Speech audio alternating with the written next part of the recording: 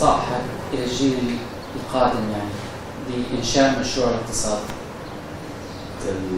الجيل الفلسطيني. الجيل الفلسطيني طبعا. اللي موجودين في البلد ولا بريت البلد؟ بشكل عام نصائحك إلى الجيل الفلسطيني القادم.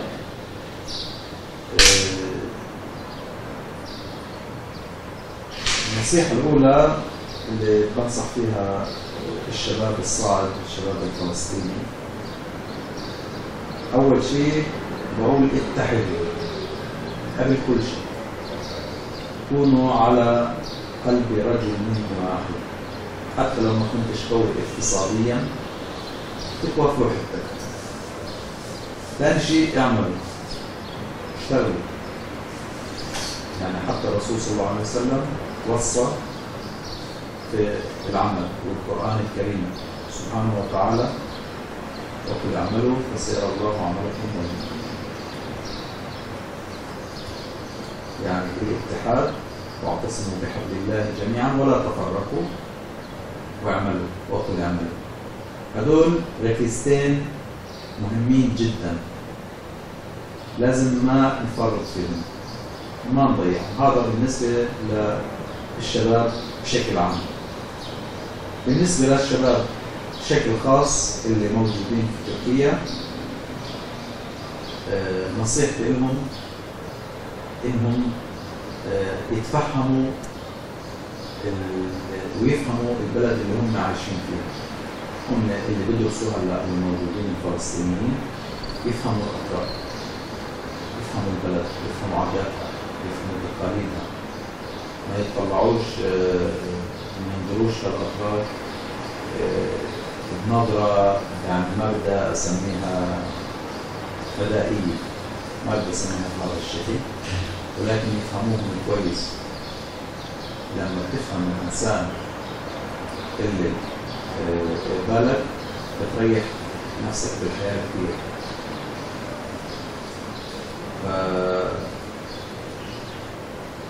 برضو بحكي وبقول إنه شبابنا الفلسطينيين عموما يعني برضو ما بنخاف عليهم في هيك أمور، وأنا بشوفهم دائما باستمرار في الفعاليات الاجتماعية وفي الفعاليات الفلسطينية وفي الفعاليات الرياضية. فما شاء الله عنهم عن جد من الفلسطينيين وخارج الفقر. فبحييهم، بحيي الشباب الفلسطينيين لأنهم هذول هم جيل المستقبل. يعني اعتمادنا عليهم زي ما كانت الانتفاضة الأولى اعتمدت على الشباب الصغير اللي كانت عمره تقريبا من 14 ل 20 سنة. هذول هم كانوا القائمين على الانتفاضة الفلسطينية الأولى، والانتفاضة الثانية برضه نفس الشيء، كلها شباب. فخلينا نقول إنه الشعب الفلسطيني بورك بشبابه. فإحنا برضو دائما بنمد يد العون للشباب الفلسطينيين في هاي البلد وبرية البلد. الشرط إنه يكون موضوع الماديات هذا موضوع آخر، ولكن كل شيء يحتاجوا الشباب الفلسطينيين إخوانهم اللي أكبر منهم اللي في هالبلد ما بتأثروا معهم، سواء على مستوى الجامعات، على مستوى المعايدات.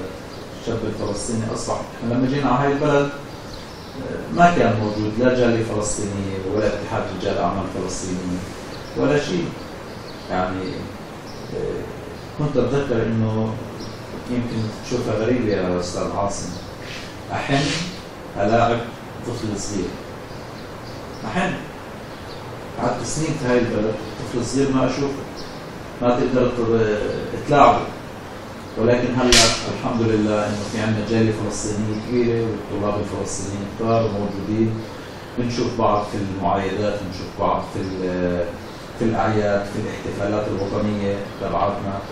فبتقدر تقول إنه الطالب الفلسطيني عايش بين أهله هون، يعني ما بحس بالغربة زي ما إحنا كنا نحس فيها بالزمانات.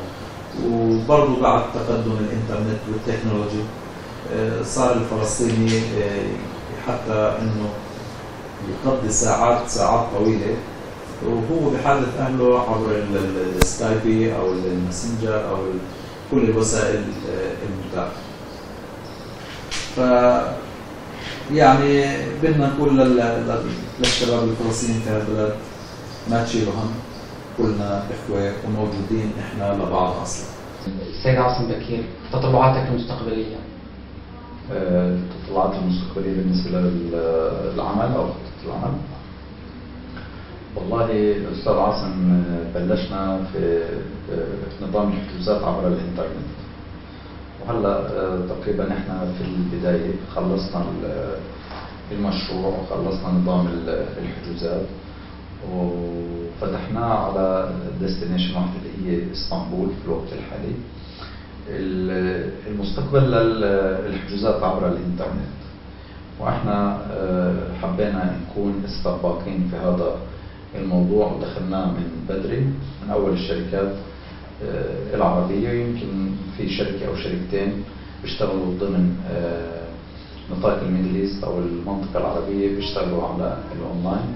الخطة إن شاء الله من هون للصيف الجاي إن نضم جميع المناطق التركية ونغطي جميع المناطق التركية عبر الحجوزات عبر الأونلاين. واللي فيما بعد الصيف الخطة حتستمر لنأخذ تقريبا جميع العالم عن طريق شركات طبيعية رائدة عالمية جلوبال في هذا الحقل، فحيكون تقريبا شراكة بينهم، ومن خلال نظام XML حناخذ جميع الفنادق العالمية والرحلات العالمية اللي يستطيع الوكيل السياحي أو الشريك السياحي لما بدخل على الأونلاين يأخذ اللي بده إياه من أي بلد في العالم، الفندق اللي بده إياه، مش بس فنادق اسطنبول وتركيا.